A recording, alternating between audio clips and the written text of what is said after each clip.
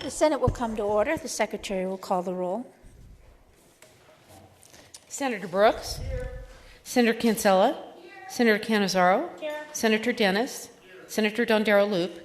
Senator Gansert. Here. Senator Goicoechea. Senator Hammond. Here. Senator Hansen.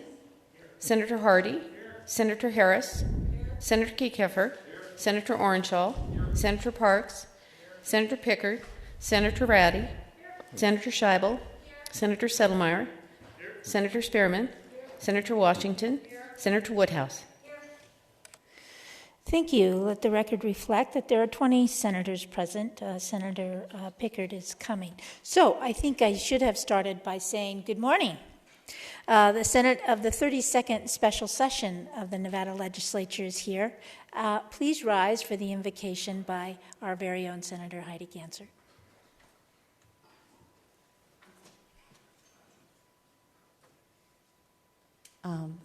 Thank you, Madam President. Let us bow our heads today and give thanks for being here, for being safe. Thank you to the staff. And let's all think about Nevadans as we enter this process once again. Nevadans who are struggling, Nevadans who are ill, Nevadans who are facing uncertainty and many, many challenges. Let us be thoughtful in our approach and consideration and listen to them. Listen to our constituents and listen to Nevadans so we understand their needs and we can respond to those needs. Please bless all of us, bless our great state and all of our families and constituents and everyone here today. Amen. Thank you. Please remain standing for the Pledge of Allegiance.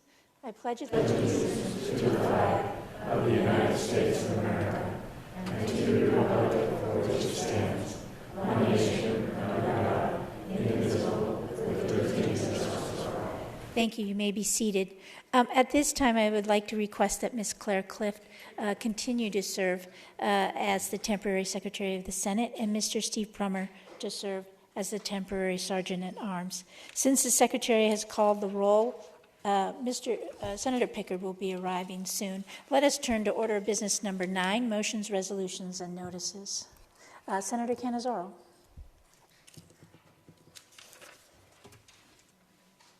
Thank you, Madam President. May we get a brief 1-minute recess? Of course. 1-minute recess.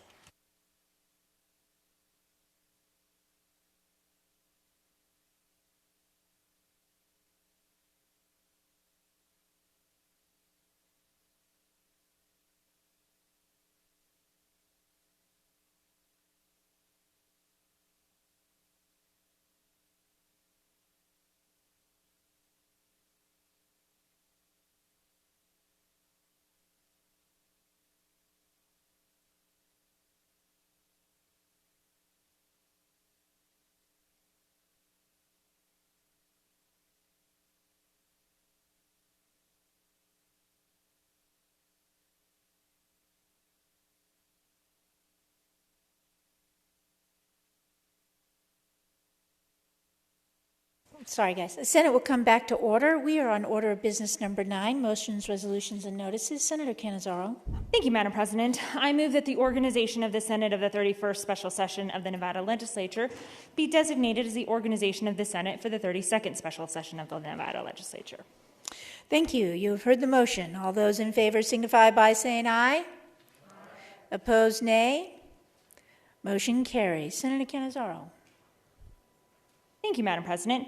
I move that the Secretary of the Senate be instructed to insert the 32nd Special Session organization into the Journal of the Senate as outlined in the agenda booklet located on each senator's desk. Thank you. You have heard the motion. All those in favor signify by saying aye. Aye. Opposed, nay. Motion carries. I will now appoint Senator Brooks. There you are. Senator Brooks, to notify the Assembly that the Senate is organized and ready for business. Also, Senator Kinsella, to notify the Governor that the Senate is organized and ready for business. Will the committees please attend to your duties and immediately return to the Senate chamber when you have accomplished your mission? Thank you very much. While they're doing that, Senator Cannizzaro, would you be willing to confirm the members of the news media at this time?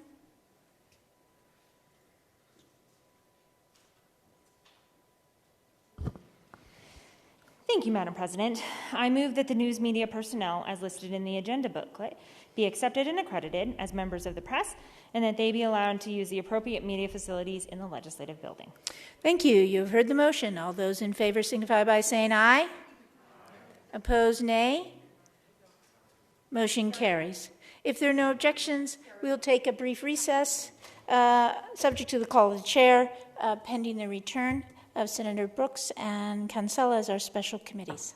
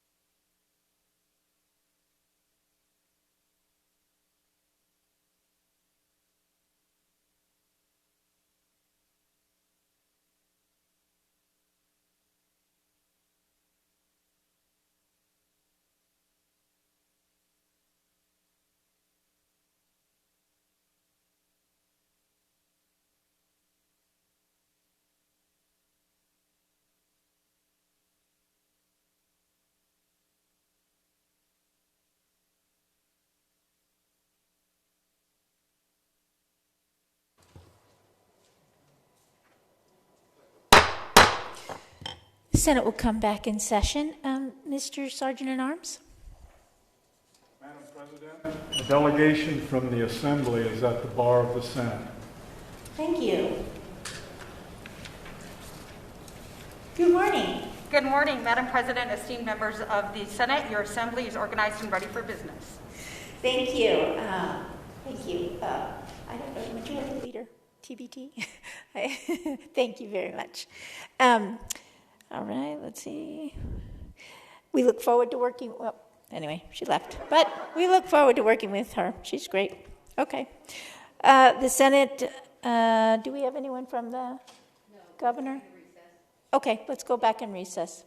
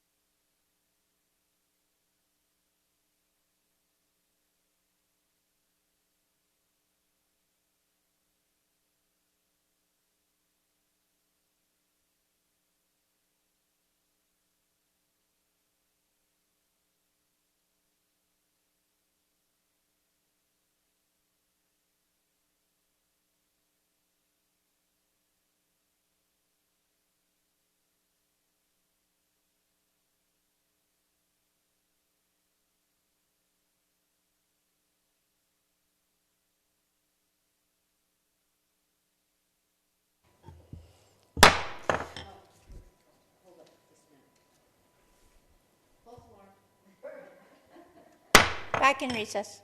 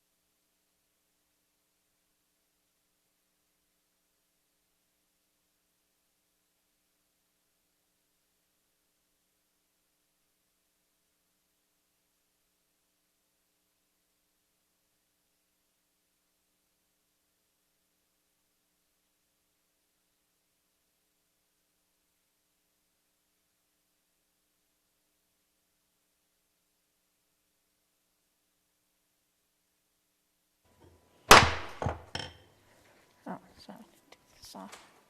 All right, the Senate will come back in session and come to order. The committees assigned to notify the Assembly and Governor have returned to the chamber. Senator Brooks.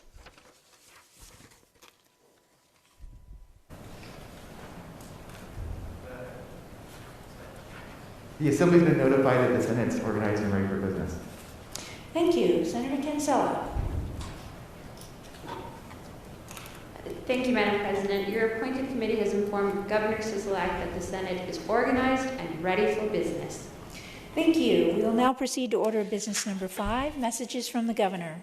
Office of the Governor, July 30th, 2020. To the Honorable Nicole Canizaro, Senate Majority Leader, Nevada State Senate, 401 South Carson Street, Carson City, Nevada, 89701. To the Honorable Members of the Nevada Senate, we are living in historically trying times. Over the past few months, Nevada has been faced with 3 major crises, including a crisis of faith in our criminal and social justice systems. We are challenged now with an intensity and acuity most of us have never before experienced. I'm grateful to the Honorable Members of the Nevada State Senate in doing their part to help battle the first 2 crises, including the diligent and thoughtful work during the 31st special session to address the state's historic budget shortfall. Now it is time we look toward the 3rd crisis and take appropriate and meaningful measures on a number of critical policy issues, including addressing criminal and social justice policy reform, working to ensure Nevadans, businesses, workers, and the unemployed have the support and protections that they need to battle COVID-19, ensuring Nevadans can exercise their fundamental right to vote in a way that does not dangerously expose them to increased risk of COVID-19 infection, helping stabilize Nevada businesses so they don't suffer continued economic hardship, and establishing safety measures for the workers who are keeping our economy afloat, removing statutory barriers impeding the work of Nevada's unemployment insurance program, and providing authority for the judicial branch to implement alternate dispute resolution measures in cases of rental evictions. Article 5, Section 9, Subsection 1 of the Nevada Constitution provides that the governor may on extraordinary occasions convene a special session of the Nevada Legislature by proclamation. I have issued a proclamation calling the legislature into a special session. In that proclamation, I identify a number of items to consider. Thank you, Governor Steve Sisolak, State of Nevada, end of letter. A proclamation by the Governor, Steve Sisolak. Senator Canizaro. Thank you, Madam President. I move that the Secretary dispense with reading the Governor's proclamation as it has been placed in our special session agenda for members to read. Thank you. You have heard the motion. All those in favor signify by saying aye. Opposed, nay. Motion carries. Let's go to order of business number 9, motions, resolutions, and notices. Senate Resolution Number 1, introduced by Senator Canizaro, adopting the rules of the Senate for the 32nd Special Session of the Nevada Legislature. End of resolution. Thank you. Senator Canizaro. Thank you, Madam President. I move to adopt Senate Resolution Number 1. Thank you. You've heard the motion. Are there any remarks? Senator Canizaro. Thank you, Madam President. The Senate standing rules for the 32nd special session are identical to the standing rules adopted for the 31st special session with the following additions. Rule number 16.5 is revised to reflect the practice of the Senate that the majority leader may appoint such standing committees as may be deemed necessary. Rules numbers 37 and 41 are revised to authorize the majority leader to request the drafting of amendments without seeking the approval of the Committee of the Whole or any other committee that may be appointed for the special session. Rule number 39 is revised to reflect the practice of the Senate that the reading of a bill is by number, sponsor, and summary. Rule number 43 is revised to provide an exception to the requirement that joint resolutions are subject in all respects to the rules governing the course of bills. The exception is that joint resolutions may require only 2 readings and both readings may occur on the same day. Rule number 40 is revised to accommodate this exception by providing that joint resolutions must be placed on the second reading file or other appropriate reading file. Rules numbers 50 to 54 inclusive are added to authorize the use of remote technology systems and to prescribe the procedure for the use of such technology. These rules are identical to the special rules adopted by the Senate for remote technology systems for the 31st special session by Senate Resolution Number 4. The only change is to the terminology, since these are no longer special rules, but rather are incorporated into the special session Senate standing rules. Thank you, Madam President. Thank you. Any further remarks? Senator Settlemeyer. Thank you, Madam President. It was more of some questions I had. In relation to Rule Number 9, saying that the building will be open to the general public, will it physically be open to the general public? Will they be able to come in and testify on bills and participate in this process? That was my first question. On number 15, it states that you need to be seated in order to vote. Is that the seat on the floor of the Senate or just any seat in general, seat of a car, seat of your pants? I'd like to have that clarified. And then on Rule 41, indicating that the majority leader will be the individual to propose amendments. Does that mean, as a minority leader, I will not have the ability to request drafting of an amendment without permission? And then on the concept of the serious departure on the 2 reading rule for resolutions, again, this is a very large departure from our tradition and custom. And of course, I don't necessarily agree with remote voting to begin with. If you could answer those questions, I would appreciate it. Thank you, Senator Settlemeyer. Senator Cannizzaro. Thank you, Madam President. I would respond to my colleague that obviously the rules of the building will remain the same, that the meetings will be open to the public as shared online for public participation, where we would invite public comment as we have within the 31st special session.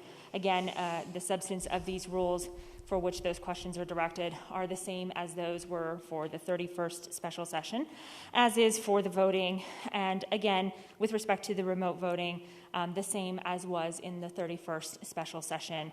With respect to the request for amendments, amendments may always, of course, come from the committee of the whole as well. However, there is a change to allow the majority leader to request those amendments. Thank you, Madam President. Thank you, Senator Cannizzaro. Any further remarks? Senator Hansen. Thank you, Madam President. Just a question under rule number 41. Says only amendments proposed by the majority leader, committee of the whole, a standing committee, or a conference committee may be considered. Does that mean we as individual legislators cannot even ask for an amendment or get an amendment drafted possibly by LCB? Senator Cannizzaro. Thank you, Madam President. I again would refer to the language of the rule and the prior response. Thank you. Thank you, Senator Hansen. Thank you, Senator Cannizzaro. Any further remarks? All right. Hearing none. All those in favor to adopting Senate Resolution number 1 signify by saying aye. Aye. Any opposed, nay? Nay. Motion carries. Madam President, I request a roll call vote. We have a request for a roll call vote. Madam Secretary, do you want to open the rolls? I'm sorry. There were 3, Senator Settlemeyer, Senator Hammond, and Senator Gansert. Thank you. Madam Secretary, would you please open the roll on Senate Resolution number 1?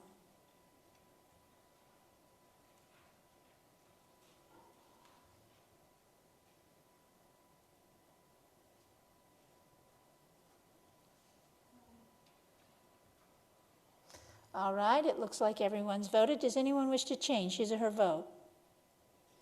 All right, the Senate Secretary may close the rolls. Votes are 13 in favor, 7 opposed, 1 absent. Motion passes. Thank you very much. Senator Secretary. Yeah, Madam Secretary. Senate Resolution number 2, introduced by Senators Cannizzaro and Settlemeyer, provides that no allowances will be paid for the 32nd special sessions of the Nevada Legislature for periodical, stamped, stationery, or communications. End of resolution. Thank you. Senator Cannizzaro. Thank you, Madam President. I move to adopt Senate Resolution number 2. Thank you. You have heard the motion. Are there any remarks? Senator Cannizzaro. Thank you, Madam President. It is the tradition of the Senate that no allowances will be paid for periodical, stamped, stationery, and the like during the 32nd special session. Thank you. Further remarks? All right, hearing none. All those in favor of adopting Senate Resolution number 2 signify by saying aye.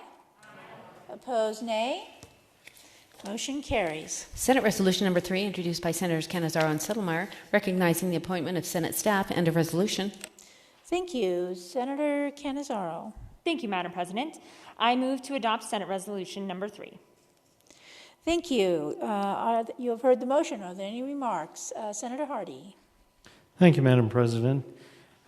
Point of order, I guess, would be if someone is counted absent but is not here, will be here, but in his seat, can he then say, yes, I am here? Oh, I'm sorry. Senator Hardy, if I might take a moment, you're out of order right now because we're just dealing with this motion. Okay. Thank you. Senator Cannizzaro? Thank you, Madam President. We are, of course, as always, and once again, very fortunate to have an exceptional legislative staff to work with us during this special session, and SR 3, or Senate Resolution, number 3, does recognize the appointment of that truly exceptional staff. Thank you, Senator Cannizzaro. Are there any further remarks on this particular resolution, number 3? Senator Hardy? Same point of order, recognizing that we are well cared for by the Senate staff. Is somebody allowed to vote for this if they're in a seat somewhere and they can say, yes, I am present, and therefore they can vote for this?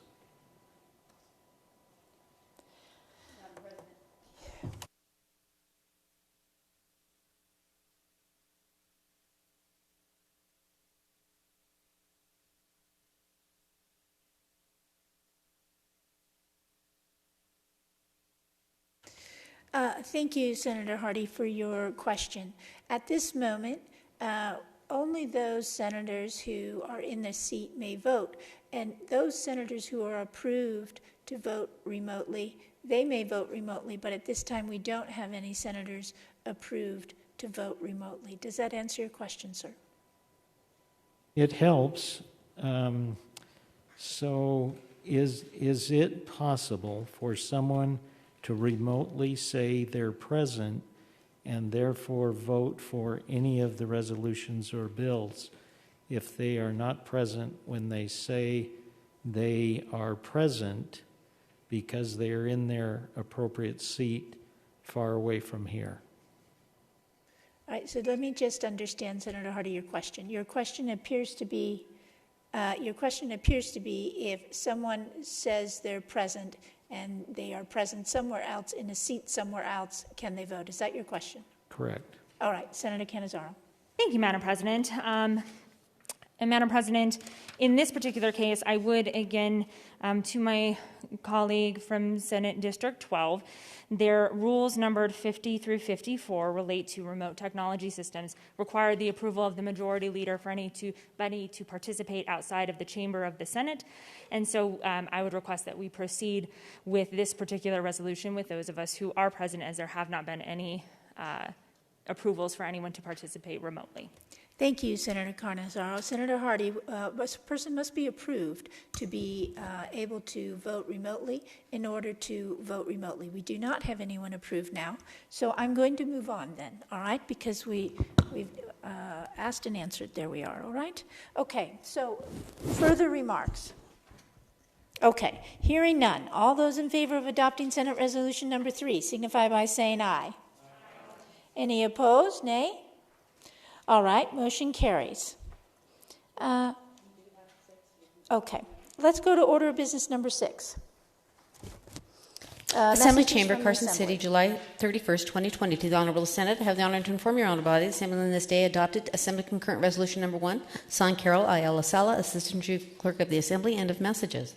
Thank you. Order of business number 9, motions, resolutions, and notices. Assembly Concurrent Resolution number 1, introduced by the Assembly Committee on Legislative Operations and Elections, adopts the joint rules of the Senate and the Assembly for the 32nd Special Session of the Nevada Legislature. End of resolution.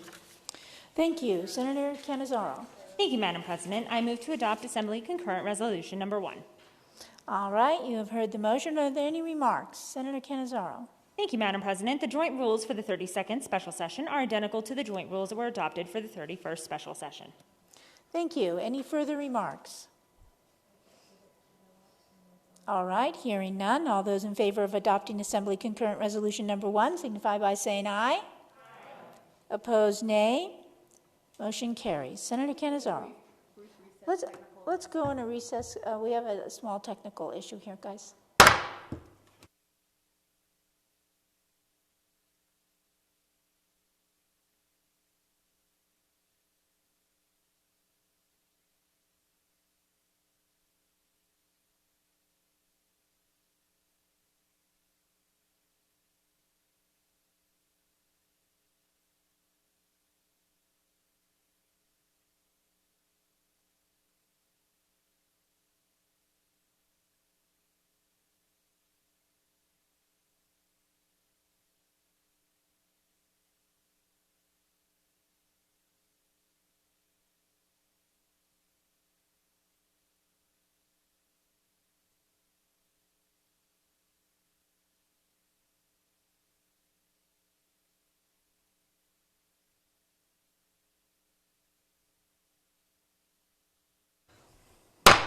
All right, we're back in session. Let's see, where was I? Oh, no, we're not back in session. Sorry, technical. Back out.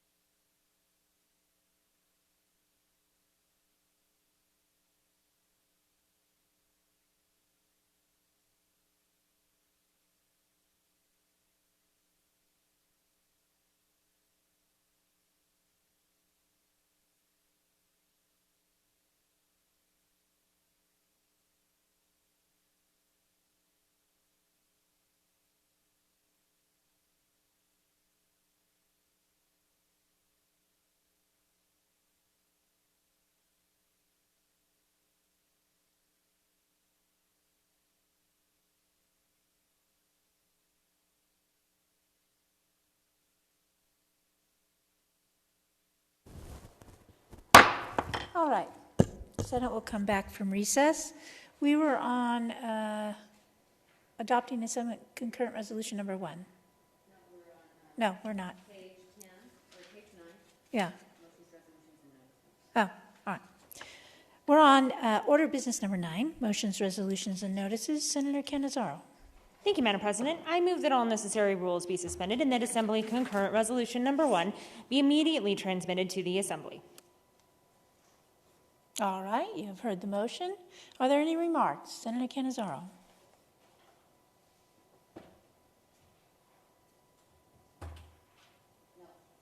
Nope. No remarks. Where am I? Hold on a second, guys.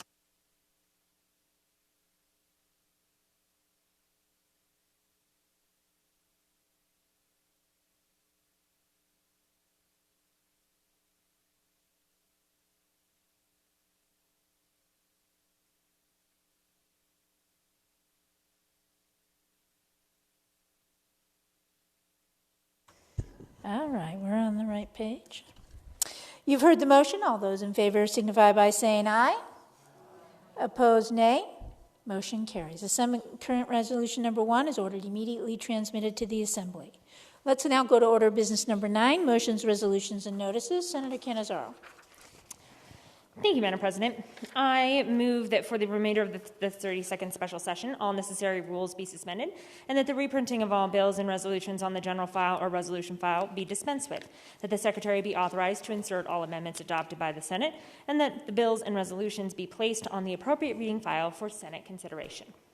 Thank you. You have heard the motion. Are there any remarks? Senator Cannizzaro. Madam President, dispensing with the reprinting of amended bills and resolutions eliminates the need to wait for a reprint of these measures before the Senate can vote on final passage or adoption. Thank you. Are there any further remarks? All right. All those in favor signify by saying aye. Aye.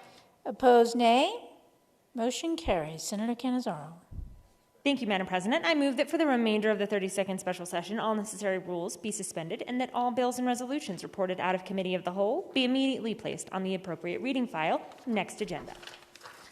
All right, you have heard the motion. Thank you. Are there any remarks? Senator Cannizzaro. Thank you, Madam President. Suspending this rule will allow all legislative measures reported out of committee to be immediately placed on the appropriate reading file on the Senate's next agenda, providing all constitutional restrictions are resolved.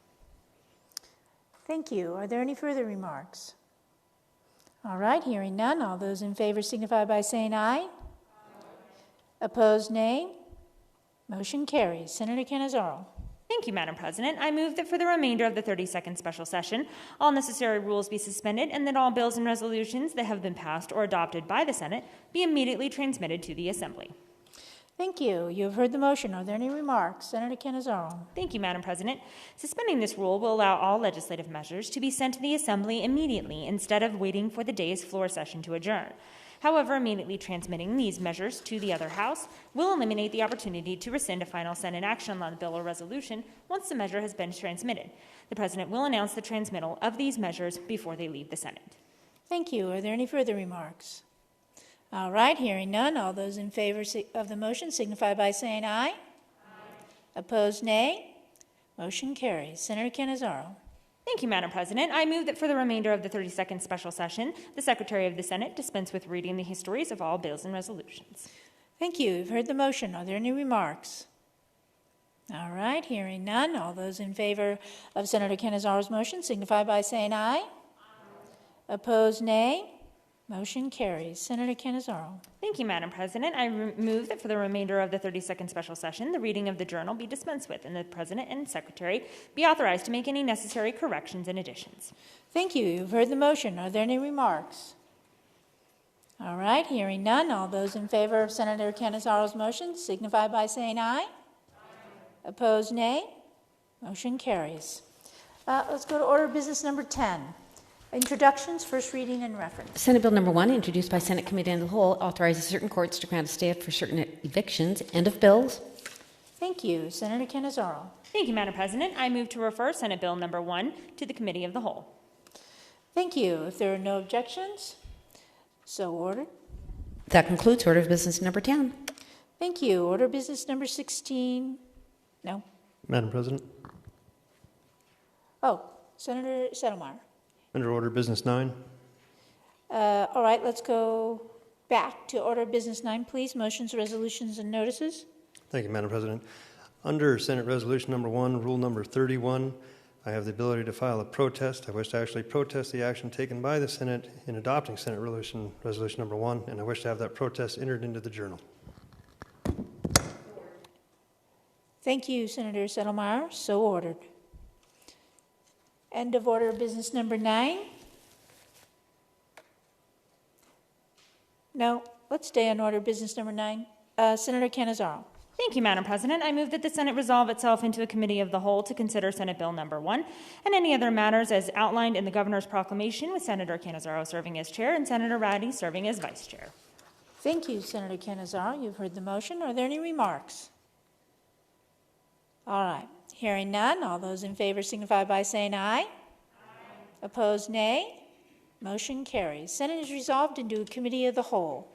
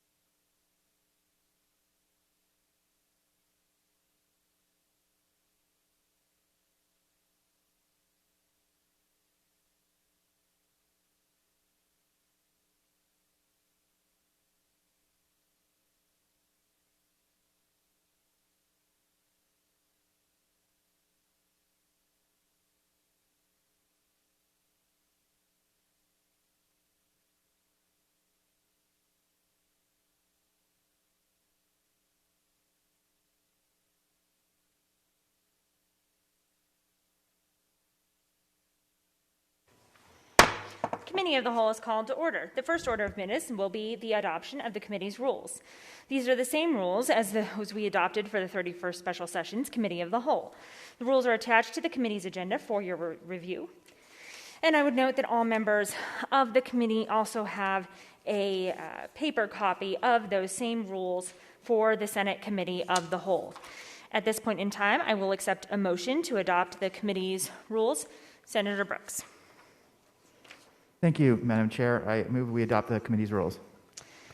Is there a second? Senator Cancella? Second. Any remarks on the motion? Seeing none, all those in favor, please signify by saying aye. Aye. Oh, I apologize. Before, it sounds like we may have had an issue. Didn't see you pop up. Senator Hansen, please. Thank you, Madam Chair. The question I had is, normally in a committee whole, like any other committee, we have an opportunity to both question the bill's sponsor. Are we going to do that in this session with these sorts of things? And are we going to be allowed to call witnesses and have any kind of discussion on these? I mean, the committee of the whole, as I understand it, is the same as any other committee. And normally you have opportunities to ask questions on some of these things. So I was just wondering, Madam Chair, if that's going to be allowed. And again, Senator Hansen, I would note that the rules which we are adopting are those same rules that we utilized during this very last special session. And during that special session, we certainly were able to ask questions as a committee and do our job as legislators. And so that would be the intent of the committee. So are we going to actually have the bill sponsor available to answer questions? And again, I would note that right now the option is to adopt the rules as they have been presented to the committee of the whole. And so, Senator Hansen, if you have a specific question on those rules, I'd be happy to answer that. All right. Well, at this point, because there's some confusion, I will just vote no. Any additional remarks on the motion? Seeing none, all those in favor, please signify by saying aye. Aye. Any opposed? And for the record, those of you who were a nay, if you could raise your hand so the Secretary may take note of that.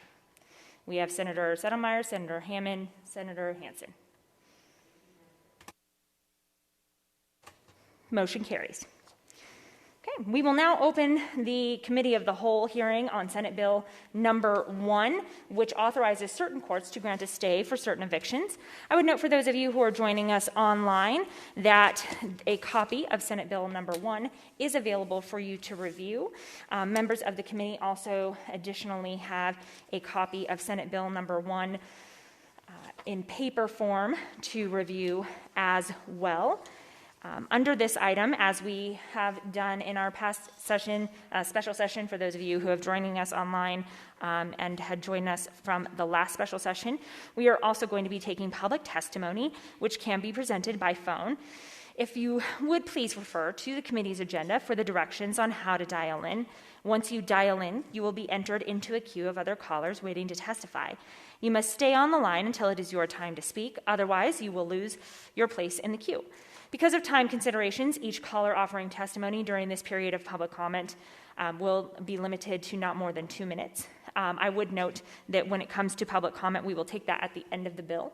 That is just a reminder for those of you who are joining us online that we will first hear a presentation on the bill, and then we will take public testimony on Senate Bill number 1. Following that, you will be asked to follow some instructions for those of you who are in favor of Senate Bill number 1, those of you who are opposed to Senate Bill number 1, and those of you who are neutral on Senate Bill number 1.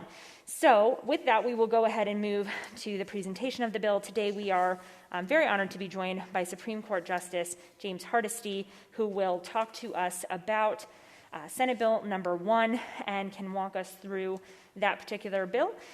We have also with us for questions as needed by the committee our very capable Research Division, Legislative Council Bureau members, Jennifer Broody and Kelly Richard. We will be joined by them remotely, and so once you are ready, Justice Hardesty, you may begin on the presentation on Senate Bill number 1. Thank you, Madam Chair.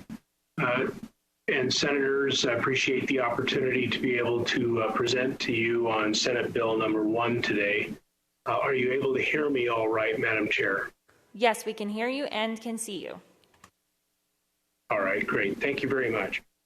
I appear today as a co-chair of the Nevada Supreme Court's Access to Justice Commission. This is a commission that started probably 14 or 15 years ago, and I have co-chaired it ever since its commencement, first with Justice Douglas and now with Chief Justice Pickering. The purpose of the Access to Justice Commission is to assess the ability of citizens in our state to access the court system on a variety of issues and a variety of areas of concern. Approximately 5 weeks ago, the Commission began a review of the status of evictions in Nevada, including the potential impact on the court system resulting from the end of the current moratoria on August 31st or September 1st. As you know, under that current moratoria from the governor's administrative order, arrangements were made with various stakeholders to effectively place a moratorium on evictions in the state, and that moratorium ends by September 1st. Our question is what happens then? And in particular, will the court system be able to meet a projected significant increase in eviction cases? In order to understand this bill, I'd like to offer some context for the Commission's review of this matter. We received information from the State Treasurer's Office indicating that evictions in our state could amount to about 135,000. In addition, we received a copy of the Gwynn Center report, which has been marked as an exhibit to my presentation today for your information, which projects an estimate of 142,000 households that may be affected by evictions. We've also received information from the Urban Institute and the National Apartment Association, which are assessing the impact on evictions throughout the rest of the United States.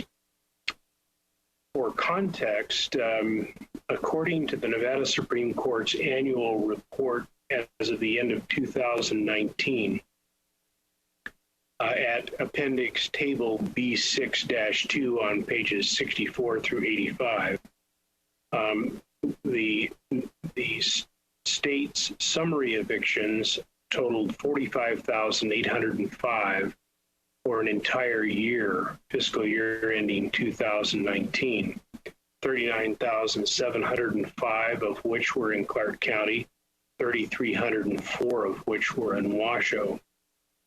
In addition to that, and separately from summary evictions, the courts handled 1,056 unlawful detainer cases.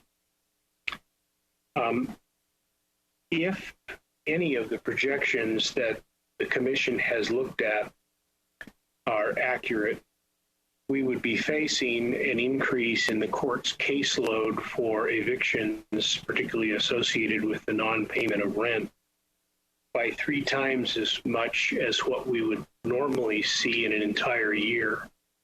And all of that potentially could be on the court's doorstep soon after September 1st. I'd like to review the procedure just as a reminder for legislators and for the record about summary eviction proceedings. I won't go into unlawful detainers. That's a separate question. Generally speaking, this process begins with a notice from the landlord to the tenant of their intention to reclaim the property. The tenant has 7 days to file an answer with the Justice Court in the township in which the property is located. And once that occurs, the landlord then files a complaint seeking access to the property. Thereafter, the court sets a hearing on these pleadings.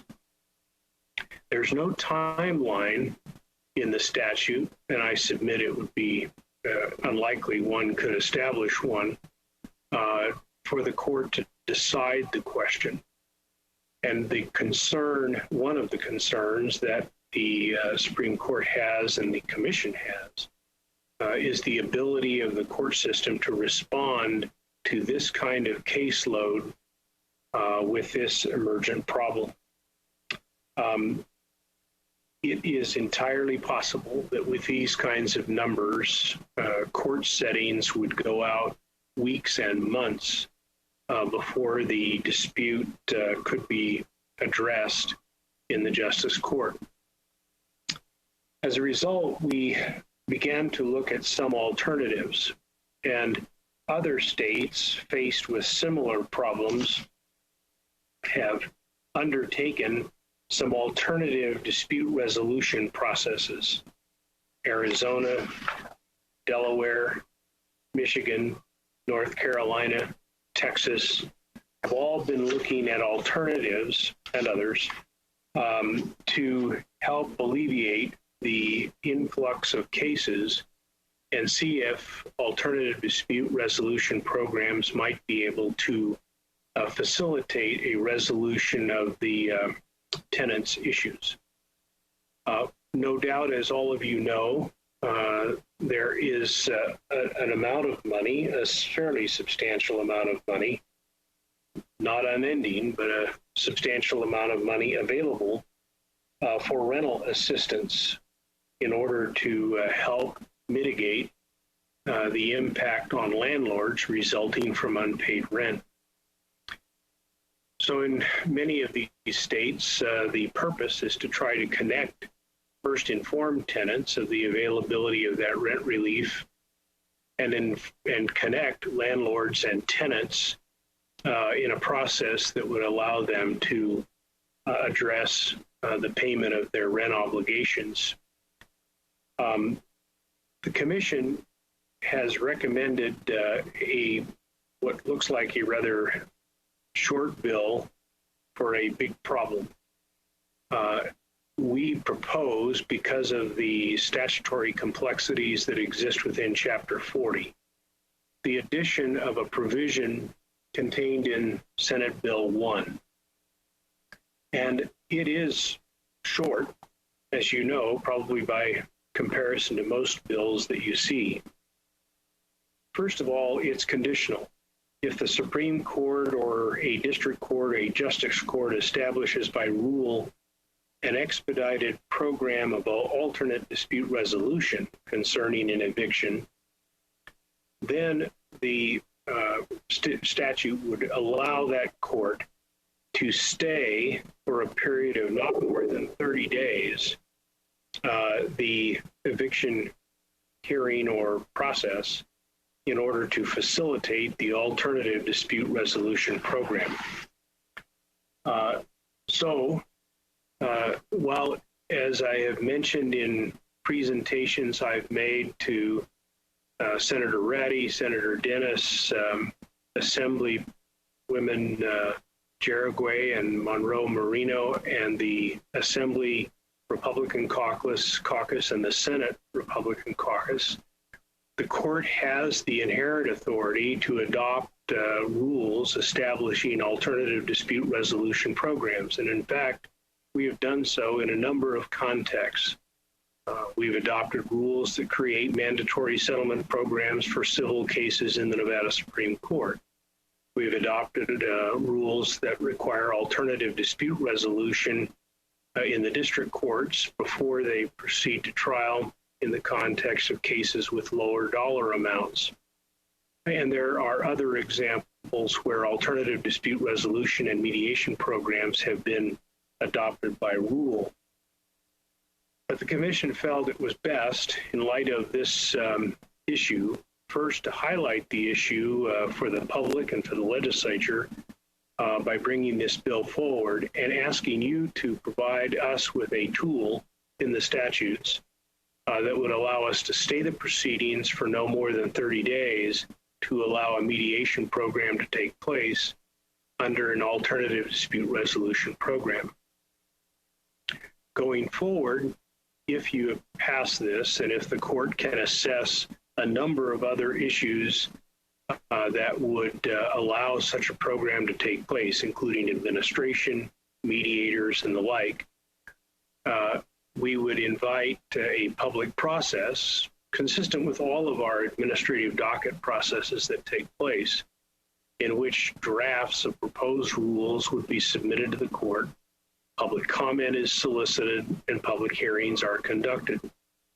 Indeed, we have reached out to some of the stakeholders already, and they have furnished information to us about areas that they would think would be appropriate to include in such rules. While we are not in a position to commit to the kinds of proposals that they have offered at this juncture, because that's subject to public hearings and the like before the Supreme Court, we certainly encourage them and others to submit drafts of rules that they would like to see in this kind of a program.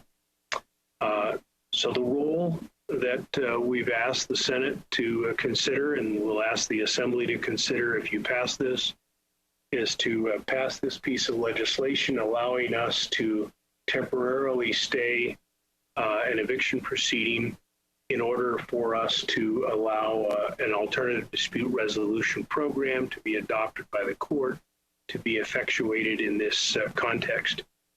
We think there's lots of opportunities here. One is, of course, to connect landlords and tenants and perhaps mitigate the tenant issues, to inform tenants about the availability of rent relief dollars, maybe even to help resolve some other disputes if in fact those surface. Mediation, as many of you know, is frequently successful. Most cases in the system eventually settle, and many of those settle as a result of the input or the assistance of a mediation program or a mediator. So that is essentially an outline of the bill. I'd be happy to answer any questions now or address any questions that arise as a result of public comment you receive. Thank you. And thank you, Justice Hardesty. I appreciate it, and I appreciate your willingness to answer any questions that members of the committee may have. Are there any questions from members of the committee? Okay. I'm not seeing any here. Okay. We take just a very brief 1-minute recess. I'm trying to get a question in.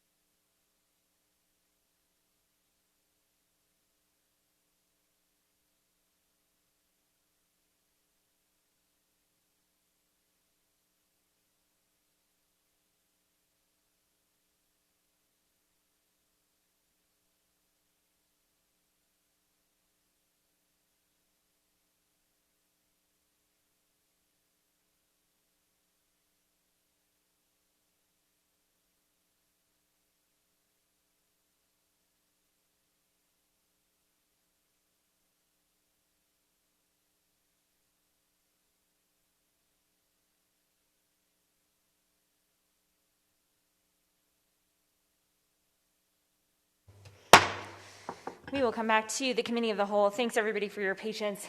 We were having a bit of a technical issue, but it appears to be resolved. For members of the committee who have questions, what I would note is please try to ask your questions so we are not making second rounds. And then if you have hit your button just previously and the light went off, if you could hit your button again since the system has refreshed, and we'll go ahead and start with Senator Gocochea. Thank you, Madam Chair. And Justice Hardesty, just a couple of questions on this. Now, typically, I think you would appear before in justice court first. Is that correct? If you were looking for, again, between the tenant and the landlord? Yes, Senator. Okay, and I guess now we're looking at the 30-day period to resolve the dispute. Would that require an appearance in the justice court in order to start the process, the 30-day stay?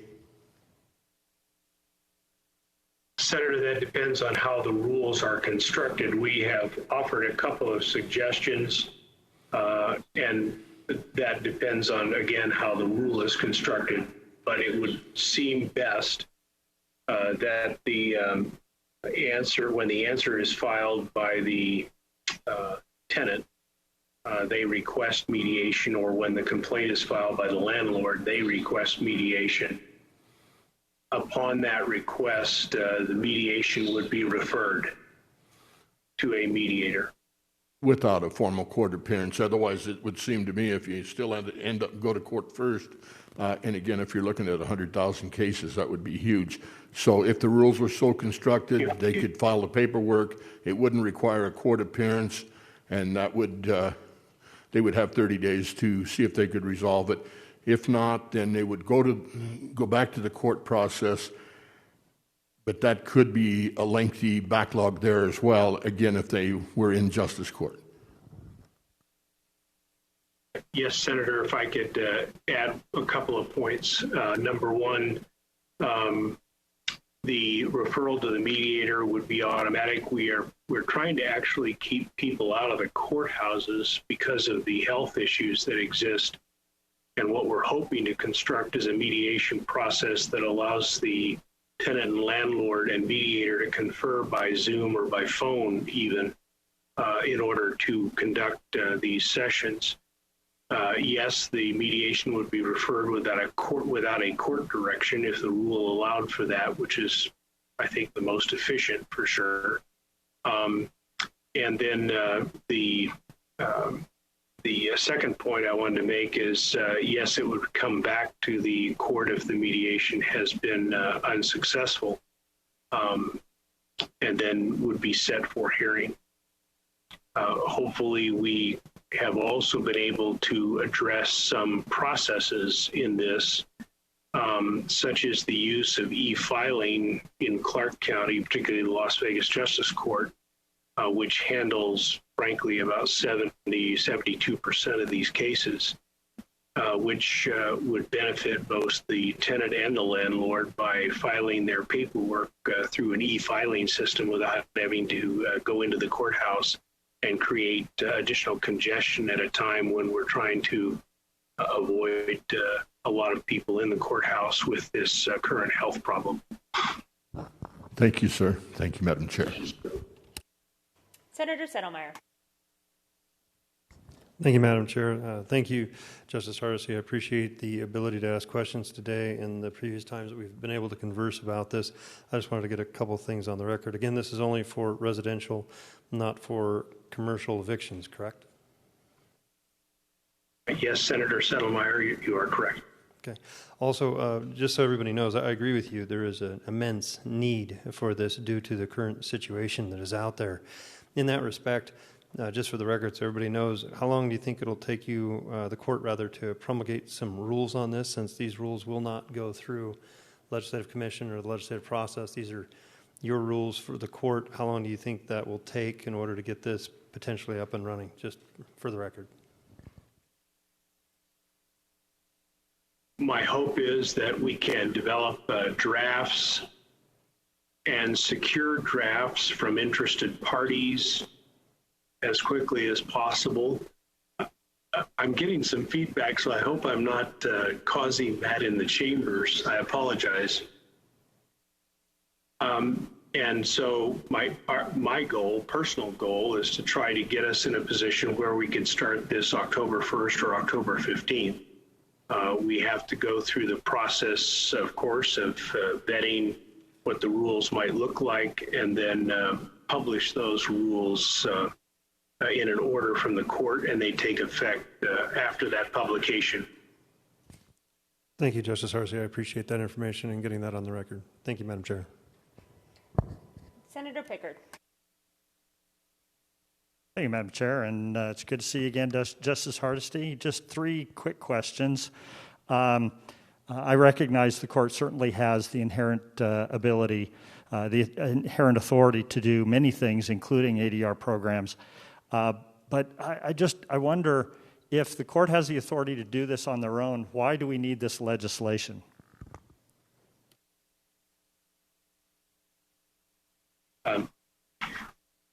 Senator Pickard, reasonable people might differ about the authority of the court to stay a pending eviction proceeding rather than getting into another legal fight about that. We thought it best to put it in statute.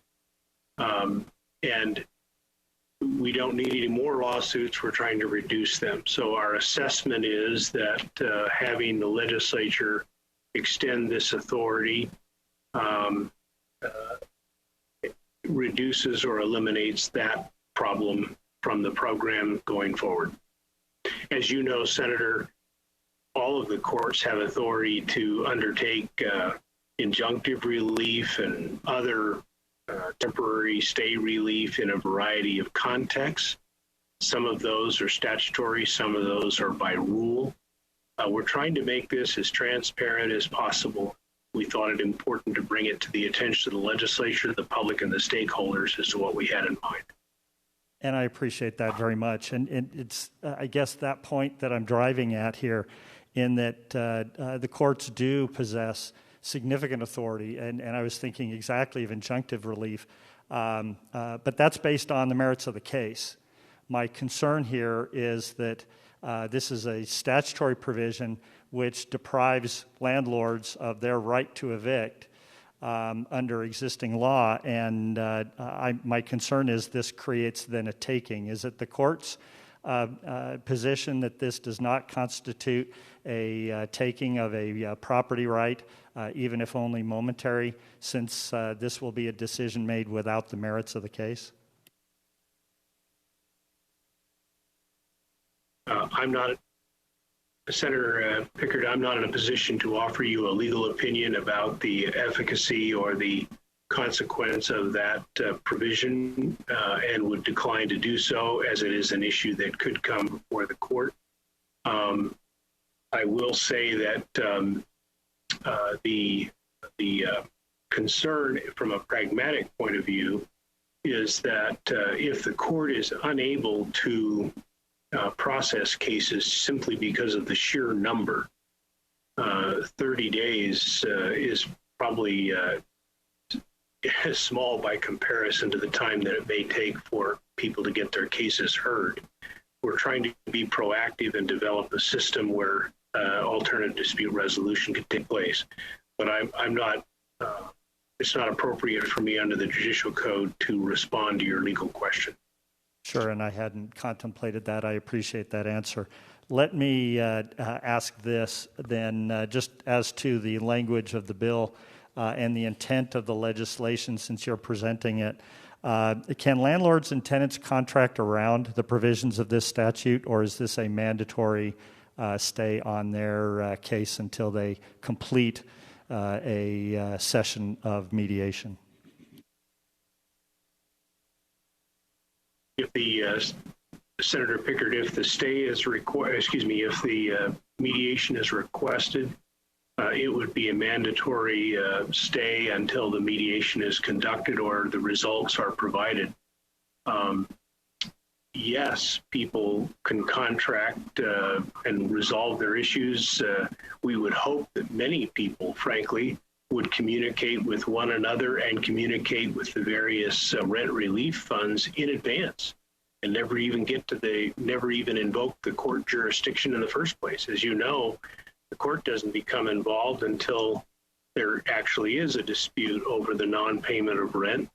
And it's when that takes place that the court's jurisdiction is invoked under the administrative the administrative order of the governors. He encouraged people to undertake voluntary resolution and payment plans, and they've done that according to information that's been provided to me in my meetings with the Apartment Owners Association and the realtors. So I think that process is occurring now, and there's no reason it couldn't occur or continue to occur after September 1st.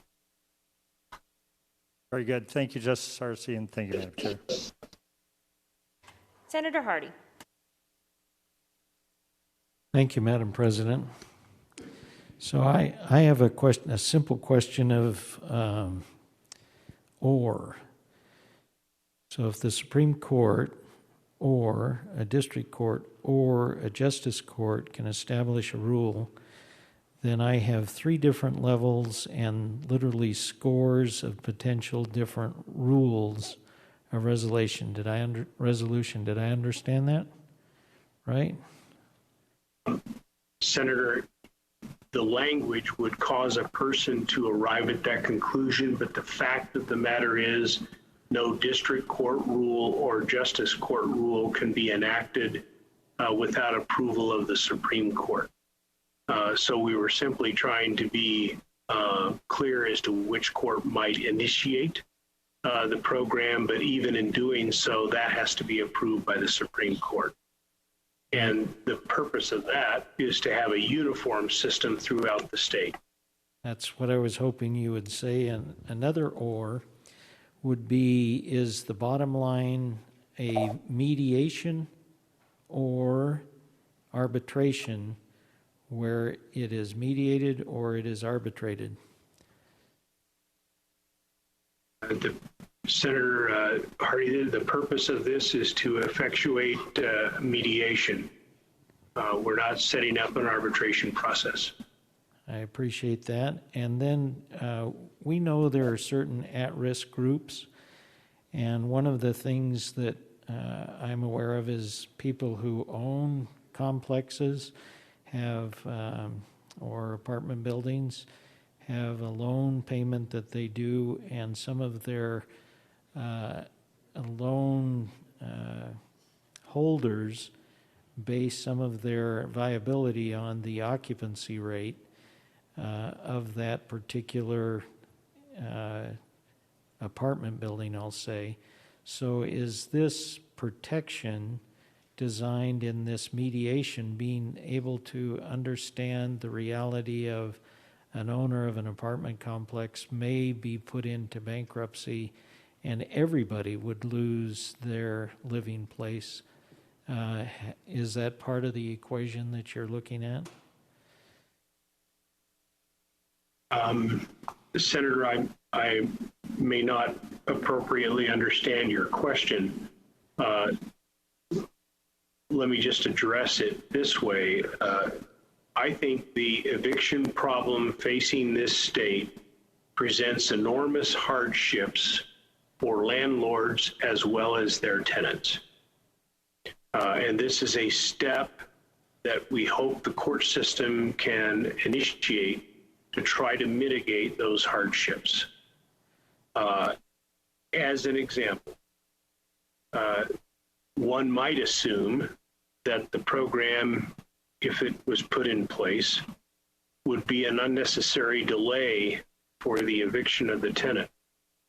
It might very well be that the resolution in mediation is an immediate removal of the tenant without court order, constables, or additional costs in exchange for some accommodation by the landlord with respect to outstanding costs, outstanding rent, or other issues.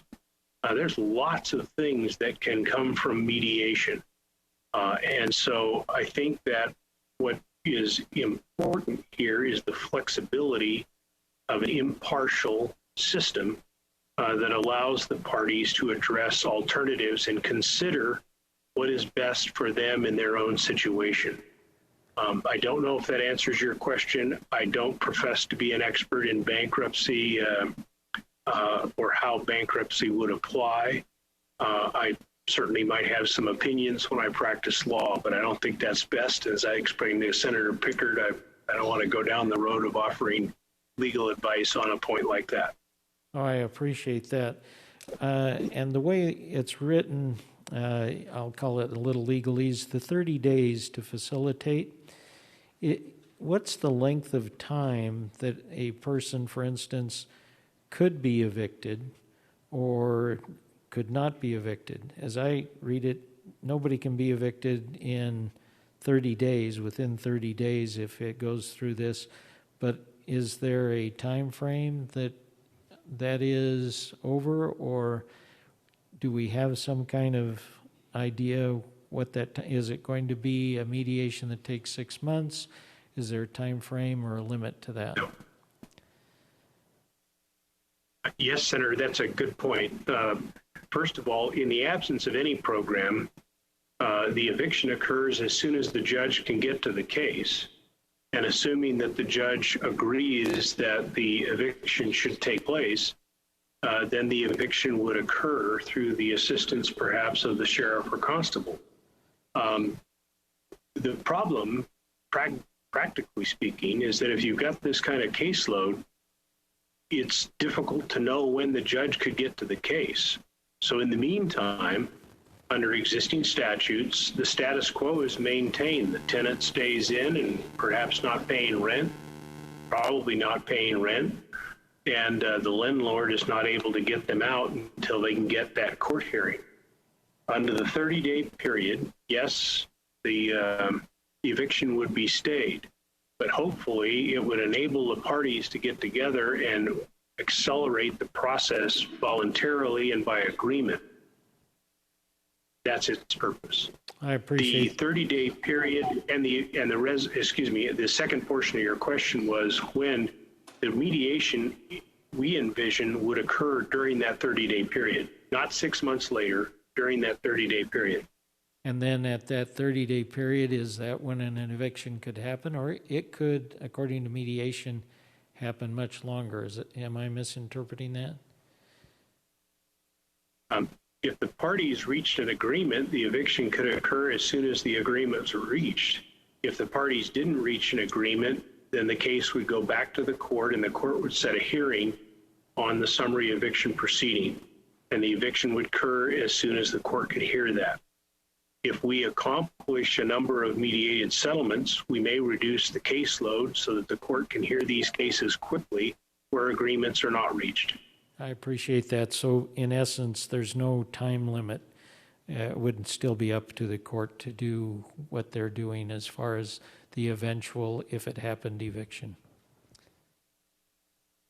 Yes, Senator, and that's the case now, even without this program. Appreciate it. Thank you. Senator Washington. Thank you, Madam Chair. Judge, my question is this bill being requested because of an ongoing problem with tenants, or is it based on COVID and the problems that have occurred because of the epidemic, the pandemic that we're in now? Thank you. Senator, I think this bill is being requested and the Commission's review of this problem is being looked at because of the impending consequences of the pandemic on our economy generally and on the ability of tenants to pay their rent and, frankly, making tenants and landlords aware of existing resources, or newly authorized resources to be able to apply toward their rent. So I would say it's a combination of the economic consequences created by the pandemic. Also, sir, my second question is, and I don't know if you even know this, would the money that's being offered for rental assistance automatically go to the landlord, or would it go to the tenants? Senator, I don't think I'm in the best position to answer your question, but I certainly would expect that whatever effort is made, the purpose is to get the money to the landlord in order to pay their rent, have the rent paid.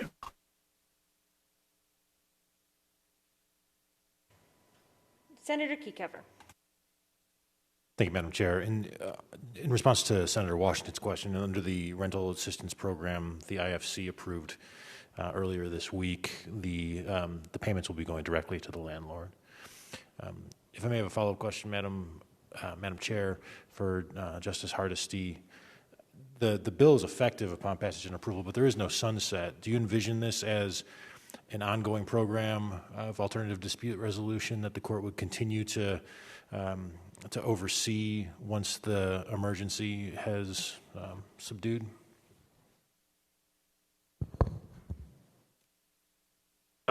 At the moment, Senator, I don't know when any of us know when this problem will subside.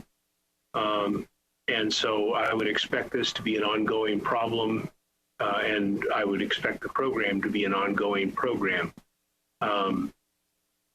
We certainly can revisit it on the request of the courts, the parties, but I don't see any point in establishing an artificial deadline when we don't have any idea how long the economic impact we're facing will last. So I don't envision any kind of sunset date. Thank you, Justice. I'm not suggesting that there should be, just wanted to make sure that the intent was clear. Thank you.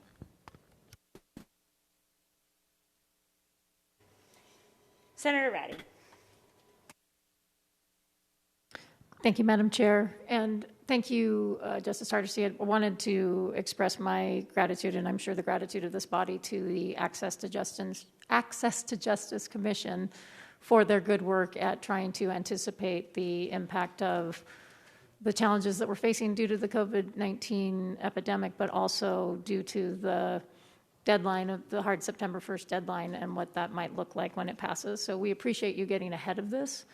I also appreciate the good questions of all of my colleagues to get into the details of this program. I know that our constituents and some of the stakeholders are interested in the details, but I want to make sure that we bring it back to the legislative intent. And so just wanted to ask you, from a legislative intent standpoint, this is very narrowly tailored to bringing some certainty to the parties, both the landlords and the tenants, that if a mediation program should be set up or an alternative dispute program should be set up, that there's some certainty that that program will only stay a court decision for 30 days. All of the other details would be addressed during the court's rulemaking process, and that is the appropriate time and space for our constituents or stakeholders to work with you to figure out the details of this program. Is that correct? Yes, Senator Reddy. And then just making sure it's clear on the record, this only gets kicked off if and only if the eviction is contested. So there will be many evictions that happen where this does not get kicked in because the tenant does not contest the eviction. Is that also correct? Yes, Senator Ratty, this only occurs when the Justice Court's jurisdiction is invoked, and that's only invoked when the tenant contests the eviction notice. Great, thank you. And then just by way of reassuring you, the acoustics here are fabulous. We're hearing everything that you say, and we're not getting the feedback that you are experiencing. So I apologize for the awkwardness of the situation, but we're hearing you. Thank you. Thank you, Senator.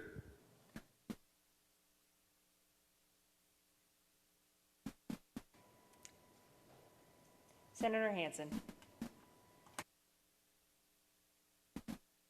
Thank you, Madam Chair. Chief Justice, great to hear from you again. Question I've got is you commented to Senator Washington's question that this is COVID-related. If that's the case, shouldn't there be a sunset provision in this? Looks to me like it's completely open-ended at the moment.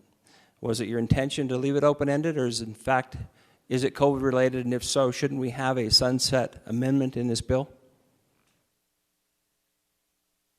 Hi, Senator. COVID inspires the problem because it creates the economic problem.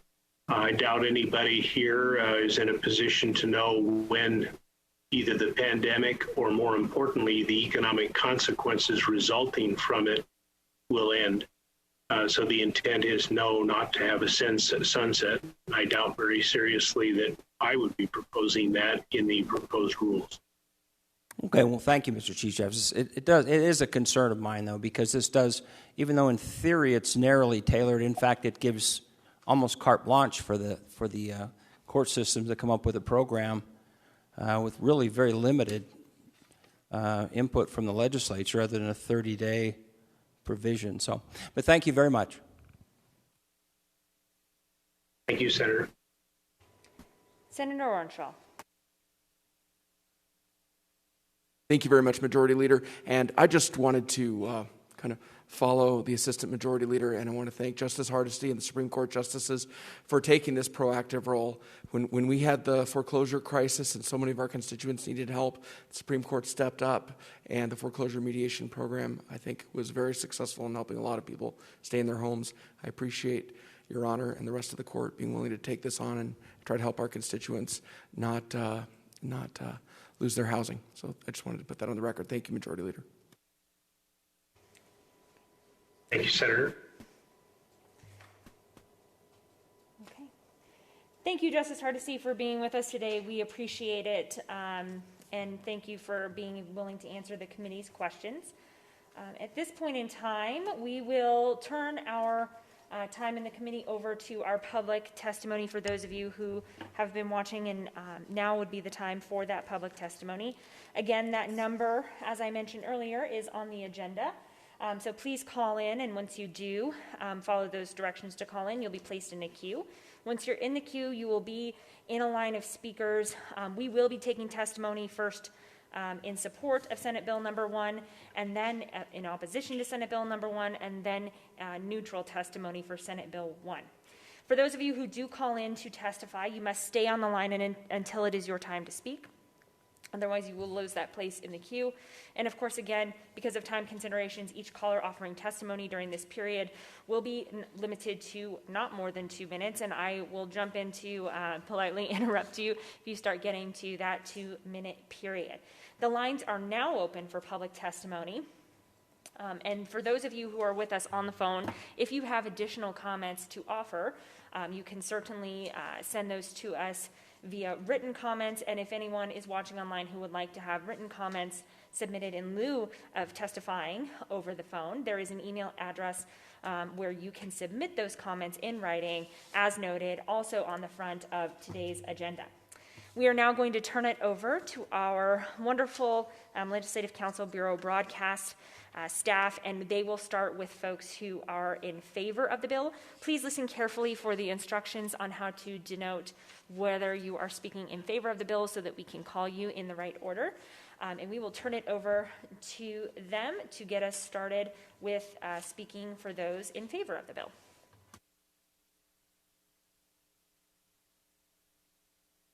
If you are in favor of SB 1, press star 9 now to get your place in the queue.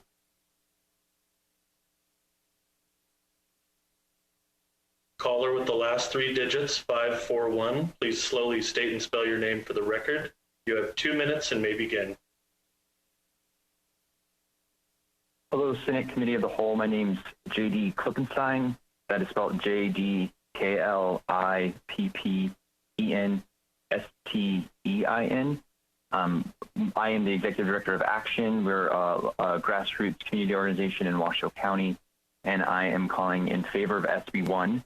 As many of you know, our state has faced a housing crisis for quite some time. Housing insecurity, rising rents, and homelessness are a serious, serious problem in our state. In fact, we have the largest gap in terms of affordable housing available to low-income renters of any state in our country. So COVID-19 has simply deepened what was already a crisis, and we have deep concern that without additional support for renters, we will see mass evictions and a huge spike in homelessness, especially among our most vulnerable neighbors. So I believe that SB1 is a good step in the right direction. To be clear, I think we need much bolder legislation moving forward. But for the immediate crisis that we're facing, I would encourage you to vote in favor of SB1 and ensure that thousands of Nevadans who are very fearful of September 1st and what that means for them, that they would know there are some additional supports in place. I thank you again for your time, and I hope you make the right decision here. Thank you.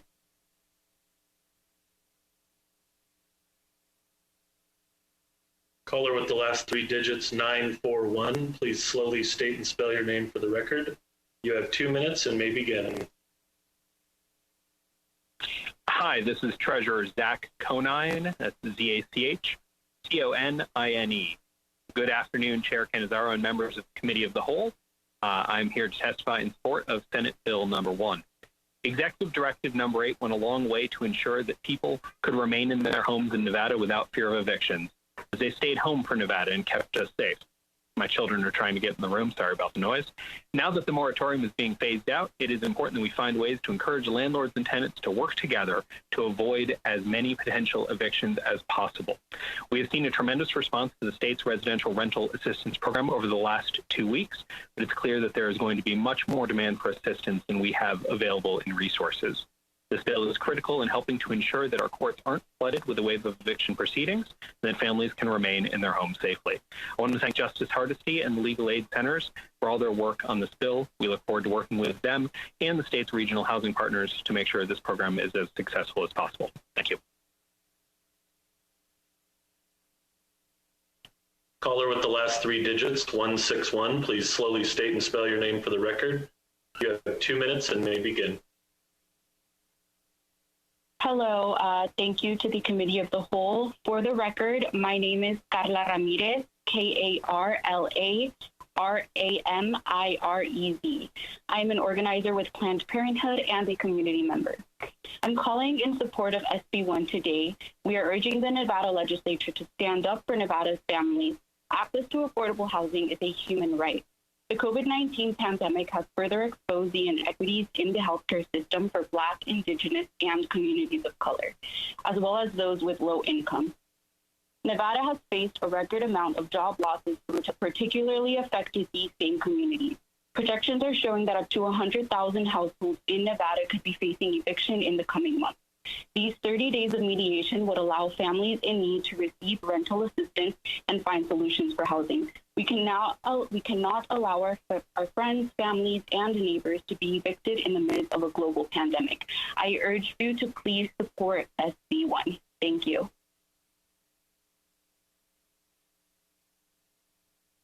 Caller with the last three digits, 070. Please slowly state and spell your name for the record. You have 2 minutes and may begin. Good morning. Jim Birchtold. Last name is Berchtold. Madam Chair, members of the committee, I'm an attorney with Legal Aid Center of Southern Nevada, where I lead the Consumer Rights Project, which is a team of attorneys and advocates that provides legal assistance to low-income Nevadans. Right now, Legal Aid Center is receiving literally hundreds of calls every day, mostly from tenants who are panicked about the prospect of being evicted when the current eviction moratorium lifts in September. Based on the data that we've seen and our own on-the-ground observations, we believe that Clark County is absolutely facing a flood of evictions that threatens to clog the courts and to further damage tenants and landlords who have already been hurt and who are struggling. To lessen the impact of that flood, we have been working with various stakeholders, including the Access to Justice Commission, to develop an array of tools to avoid evictions if possible, including things like rental repayment agreements and rental assistance programs. One of those important tools is the mediation program being proposed. A structured mediation program will not only allow for the opportunity to link landlords and tenants with currently available rental assistance, but it will also allow landlords and tenants to sit down with a neutral third party and craft creative alternative solutions to evictions, solutions that aren't necessarily available to the courts in the context of a straightforward eviction case. All with the goal, of course, of avoiding eviction and providing relief to landlords and tenants at a critical time where people need to stay out of the courthouse and in their homes. So Legal Aid Center encourages you to support Senate Bill 1. Thank you. Caller with the last three digits, 788. Please slowly state and spell your name for the record. You have 2 minutes and may begin. My name is Dan Roll. Good afternoon. My name is Dan Roll. That's R-O-L-L-E. I am calling to support the passage of SB 1 specifically, and I would implore the senators to take some time to please speak with members of their community. When I've spoken with members of the Nevada community who are facing eviction at this time, there is a sense of panic, as the previous caller noted, but I am consistently hearing that they are not hearing from their elected officials to better understand the challenges that they are facing. We are, in fact, facing a crisis of housing in the state of Nevada and in America. And while I support the bill, I would implore you to do more to ensure the protection of the residents of the state in this unprecedented pandemic. I thank you for the work that you're doing for Nevadans. I urge you to consider more support, and thank you for the time. Caller with the last three digits, 710. Please slowly state and spell your name for the record. You have 2 minutes and may begin. Hi, everybody. My name is Maria Nieto, Nieto, State Coordinator for Mi Familia Vota, and I am currently calling in support of SB 1. As many folks have said already, we are currently in an unprecedented crisis and pandemic that a lot of folks in our community, and honestly myself, we did not plan for. So I please urge that you do support Senate Bill SB 1. Thank you. Caller with the last three digits, 247. Please slowly state and spell your name for the record. You have 2 minutes and may begin.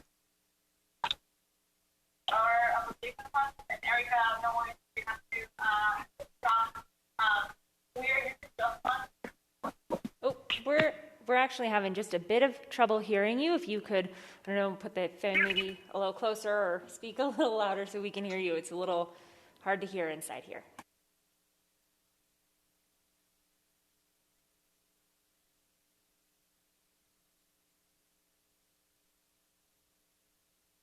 Caller with the last three digits, 247. Please slowly state and spell your name for the record.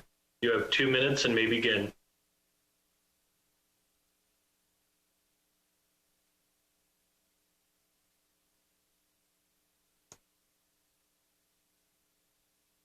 We are still in favor for SB 1. For those of you who have just joined us on the call, press *9 now if you are in favor of the bill, and we will get you in the queue and take you in order.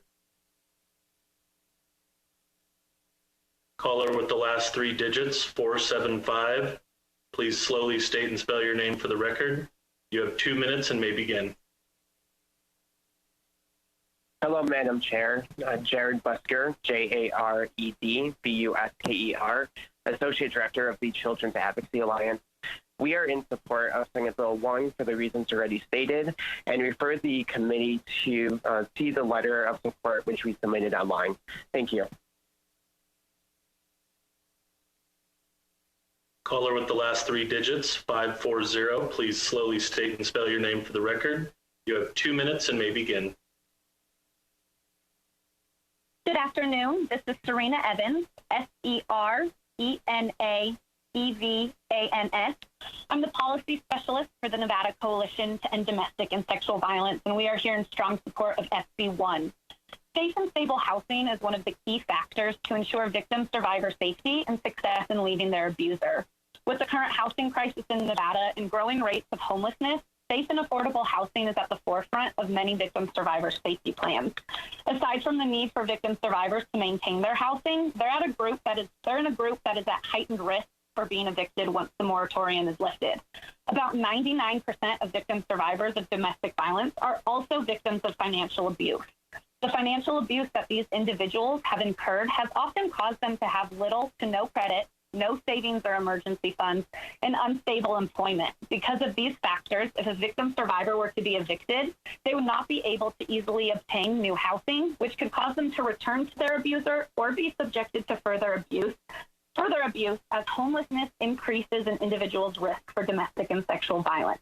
I really want to emphasize that safe and stable housing can make a critical difference in the lives of victims of abuse. We urge you to support eviction reform and to ensure that there is a fair process once the moratorium has been lifted. Victim survivors deserve a fair chance to maintain stable housing and to be treated with dignity during these troubling economic times for our state. Thank you very much. Caller with the last three digits, 809. Please slowly state and spell your name for the record. You have 2 minutes and may begin. Hello, everyone. Aaron Ibarra, AARONIBARRA. I'm the Deputy Political Director for Mi Familia Vota, and I'm in strong support of this bill. Latinx communities in Nevada have been the most impacted by this pandemic, and we need to make sure that they're able to recover in some way, shape, or form and not put out on the street. I urge all of you to please support this bill. Thank you.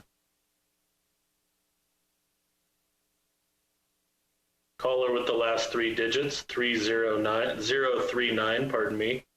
Please slowly state and spell your name for the record. You have 2 minutes and may begin. Hello, my name is Erica Minaberry. That's ErikaMinaberry. And I am calling as a representative for my 3 children who I actually just got custody back from them a little over a year ago because I was heavily affected by the housing crisis and had to relinquish custody of them. And now I've been laid off from my job, and the unemployment money has run out, as you all know, at the same time that school is starting and at the same time that the eviction moratorium is being lifted. So for people like myself that have been struggling and have just barely made it above water, if there is an eviction moratorium lifted, I will be pushed back down under the water, and I don't know how I will make it, especially considering that there is no place for homeless people to safely live in a pandemic. Thank you very much. I relinquish the rest of my time. Caller with the last three digits, 755. Please slowly state and spell your name for the record. You have 2 minutes and may begin. This is Marlene Lockard, LOCKARD, with the Nevada Women's Lobby. We urge your strong support of SB1. We feel this legislation is absolutely vital, as you've just heard, and will go a long way to offer a process for Nevadans who are struggling during this most difficult time. We would like to thank Justice Hardy, Legal Aid, and all the stakeholders who have worked so hard to put this bill together. Thank you very much. Caller with the last three digits, 918. Please slowly state and spell your name for the record. You have 2 minutes and may begin.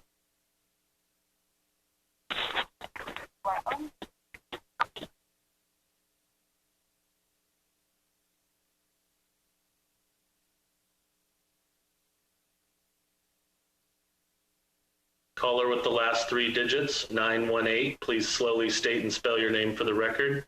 You have 2 minutes and may begin. Hello, my name is Andrea Sherfield. That's ANDREITSHERFID.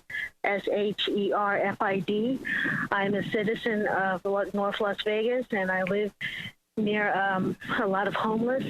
So I see the problem firsthand, and I know that the streets are no place for children. So I support SB 1, and I hope that this does pass and we save a lot of people from being out on the streets. Thank you. Caller with the last three digits, 725. Please slowly state and spell your name for the record. You have 2 minutes and may begin. Hello, my name is Nicholas Shepak, NicholasShepak.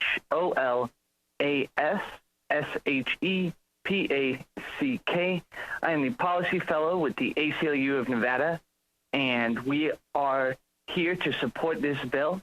The human toll of evictions on families and children is devastating, causing a change in school at best and homelessness at worst. We echo the sentiments of the callers before us, and we urge Nevada to continue to be a leader in this area and protect families from eviction.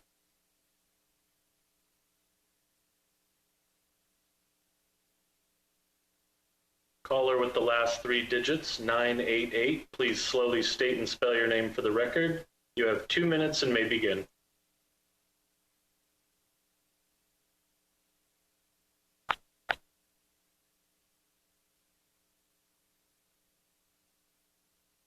Caller with the last three digits, 988. Please slowly state and spell your name for the record. You have 2 minutes and may begin.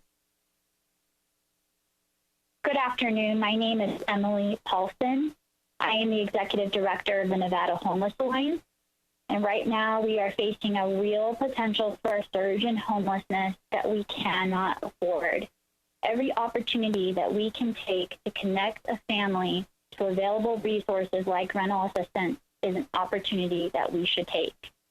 I urge you to support SB1 and in order to prevent a surge in the number of families and individuals who may experience homelessness in our state. Thank you. Caller with the last three digits, 181. Please slowly state and spell your name for the record. You have 2 minutes and may begin. Good afternoon. I am Lalo Montoya, Lalomontoya, Political Director at Method, Nevada, and we are in strong support of SB1. We are a member-led nonprofit organization fighting to improve the quality of life of all immigrants and working families in Nevada. With the end of the eviction moratorium looming, hundreds of thousands of households are at risk of eviction. It would be unsafe to require people to go to the courthouse in droves to try to save the roofs over their heads. This bill, though simple, and we could do more to help people, it will at least give us a chance to help people find a better path forward. We urge you to pass SB1. Thank you. Caller with the last three digits, 971. Please slowly state and spell your name for the record. You have 2 minutes and may begin. Hello, my name is Ariel Guevara, ArielGuevara, and I am the Civic Engagement Coordinator for Familia Vota here in Nevada. I'm going to reiterate the statements made by my colleagues Maria Nieto and Aaron Ibarra. All of us are in support of SB1 and urge the Senate and committee to pass this bill as it supports Nevadans' ability to stay at their homes and prevent homelessness. So for those reasons, we'd like to urge you to pass SB1. Thank you. Caller with the last three digits, 122. Please slowly state and spell your name for the record. You have 2 minutes and may begin. Thank you, Madam Chair, members of the committee. For the record, my name is Katie Ryan, Katie-Ryan, and I'm Director of Government Relations for Dignity Health St. Rose Dominican and a member of the Policy Council on Homelessness through the Nevada Homeless Alliance. I just briefly wanted to go on the record in support of SB1 as an us too. I agree with all those that have spoken before me and just wanted to add that housing is an essential social determinant of health, and during an unprecedented health crisis, it's even more important. Thank you. Caller with the last three digits, 443. Please slowly state and spell your name for the record. You have 2 minutes and may begin. Hello, my name is Elena de la Paz, E-L-E-N-A, last name de la Paz, D-E-L-A-P-A-Z. I am calling in support of SB1. As one of your constituents, I'd like to mention how around 300,000 Nevadans could be affected by evictions, and that could only be including those who pay rent and not the children who will face the impacts as well. I am a student who goes to the University of Nevada, and we all know that it's very close to downtown. And I experience all the time and see the number of people already suffering from the housing crisis and how there's nowhere safe for them to go. And by safety, I mean the absence of mental and physical abuses, sexual or not. I mean safety that does not risk the health of everyone around you. When we think about the global pandemic that is nowhere being close to being over, these people are not responsible for being at risk, as many have lost their jobs to the pandemic. So it is the responsibility of leaders like those in this meeting to realize that and give the much needed support. That's all I have to say. Thank you. We are still in support of SB1. For the recent callers that have joined, if you would like to testify in support of SB1, please press *9 now to raise your hand and get your place in the queue. Thank you. Caller with the last 3 digits, 443, please slowly state and spell your name for the record. You have 2 minutes and may begin.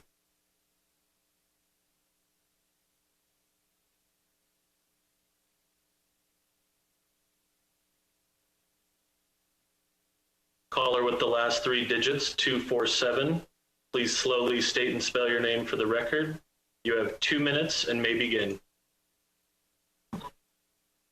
Good afternoon. For the record, my name is Erica Castro, E-R-I-K-A, C-A-S-T-R-O, and I am here on behalf of the Progressive Leadership Alliance of Nevada in support of SB1.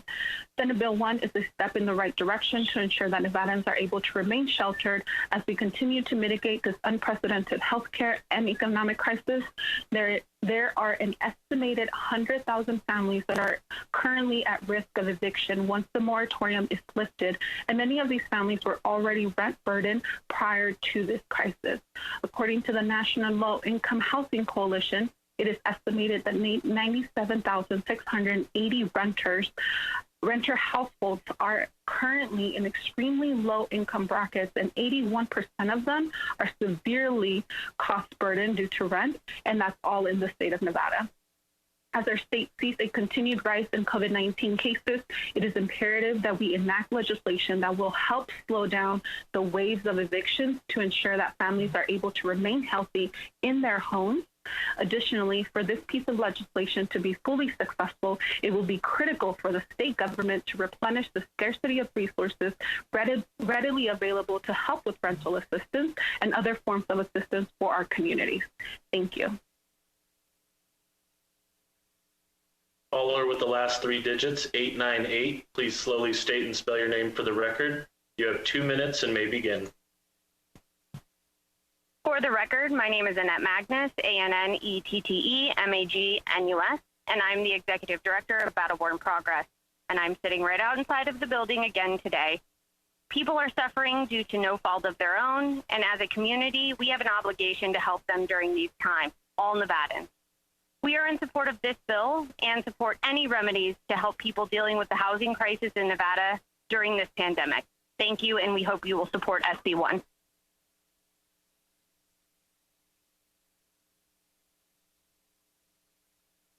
Caller with the last 3 digits, 155, please slowly state and spell your name for the record. You have 2 minutes and may begin. Hi, my name is Anna Perez-McKay. The last name is Pereez-McKay for the record. I am a student and young person in Washoe County, and I'm calling in support of SB1. I think that there needs to be even more done to support our most vulnerable tenants, families, workers in this state, but that SB1 is a really good start, and that it is absolutely necessary to protect these people who live in our state, not only in my area, but all over Nevada. Thank you. Caller with the last 3 digits, 601, please slowly state and spell your name for the record. You have 2 minutes and may begin.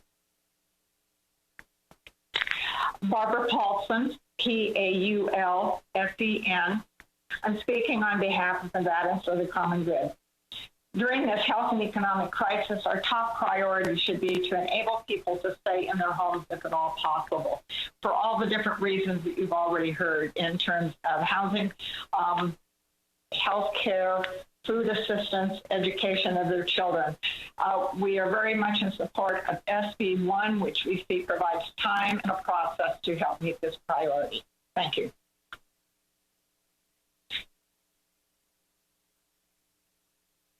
Madam Chair, there is no more proponent testimony in the queue. We will now move to testimony in opposition to Senate Bill number 1. If you are in opposition to Senate Bill number 1, we are now taking public testimony. And I will again ask our very capable Legislative Council Bureau broadcast staff to walk us through. Please listen carefully to the instructions so that we can properly organize you into those who are wishing to testify in opposition to Senate Bill 1.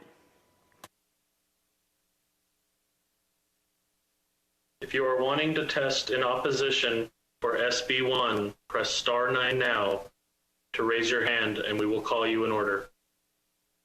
Caller with the last 3 digits, 182, please slowly state and spell your name for the record. You have 2 minutes and may begin.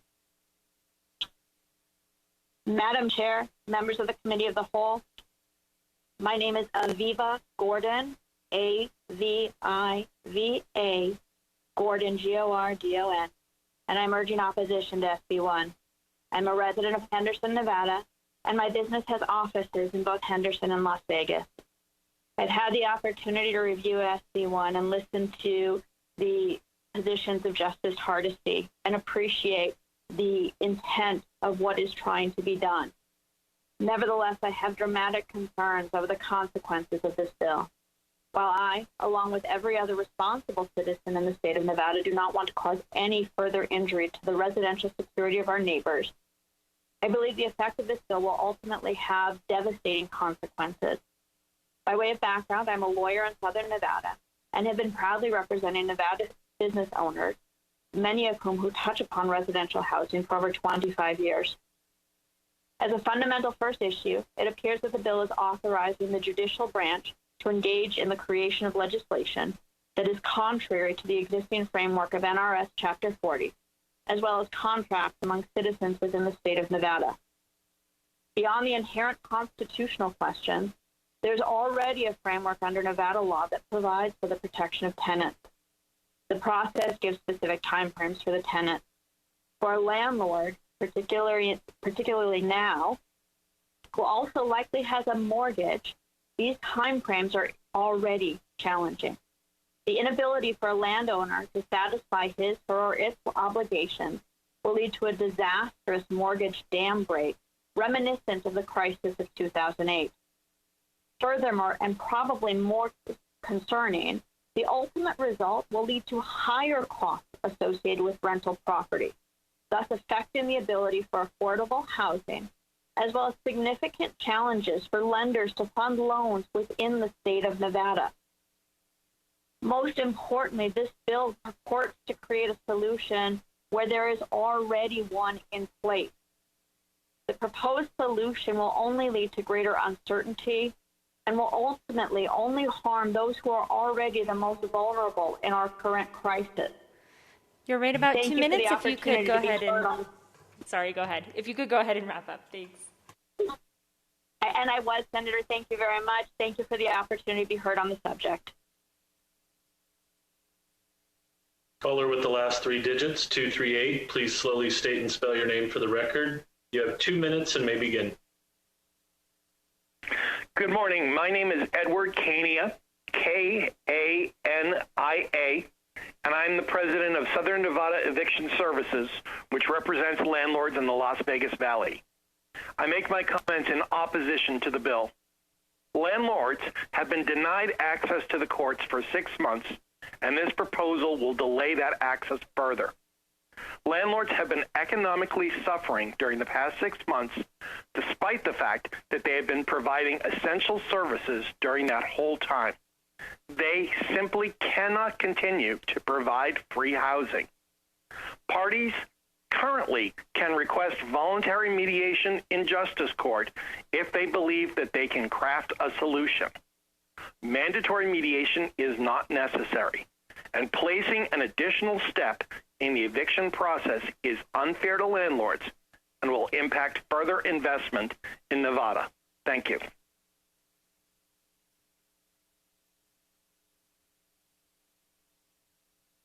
Madam Chair, that concludes opponent testimony for SB1. Great. We will move to those wishing to testify neutral on Senate Bill number 1. If you wish to testify neutral, please pay careful attention and we'll go ahead and begin your testimony. If you wish to provide neutral testimony on SB1, please press star 9 now to get your place in the queue, and we will call you in order. Caller with the last 3 digits, 448, please slowly state and spell your name for the record. You have 2 minutes and may begin.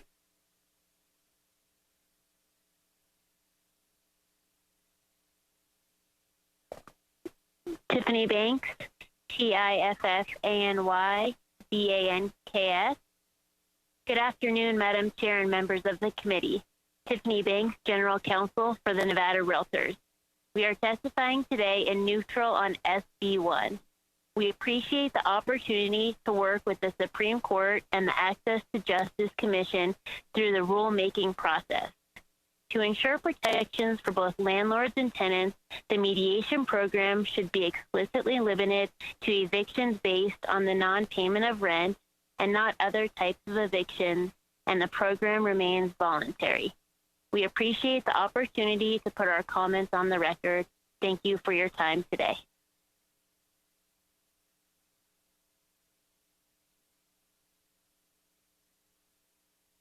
If there are any other neutral testimony testifiers wishing to give testimony, please press star 9 now.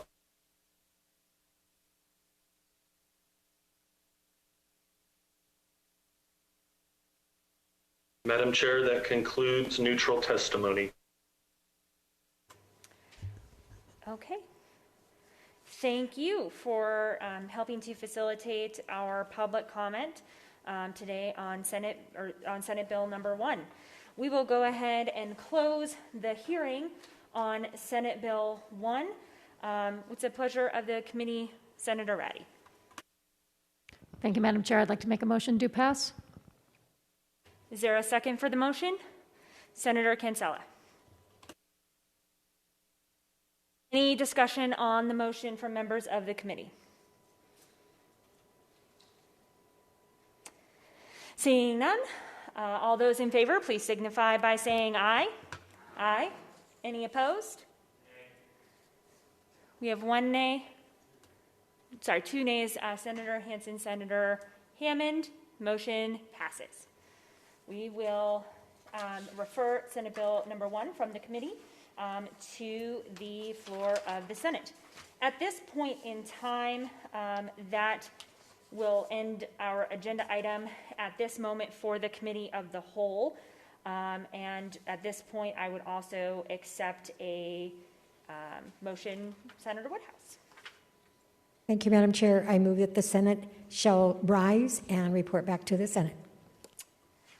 Thank you. You've heard the motion. Senator Parks. I second that motion. Any discussion on the motion?